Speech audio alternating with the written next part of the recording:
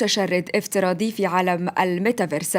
جمعية خيرية تدعى أنتوراج تنشط في فرنسا لمساعدة الأشخاص المعزولين المتشردين من دون مأوى وكل الأشخاص على هامش المجتمع لتقديم الدعم المعنوي والمادي. الجمعية استغلت الاهتمام المتزايد بعالم الميتافيرس في الأيام والأشهر الأخيرة لتسليط الضوء على وضع هذه الفئة من المجتمع.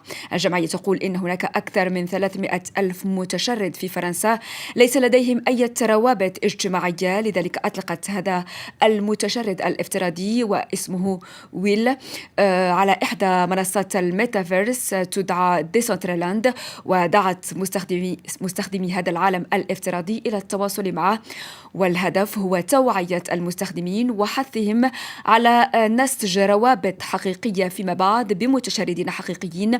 نلتقي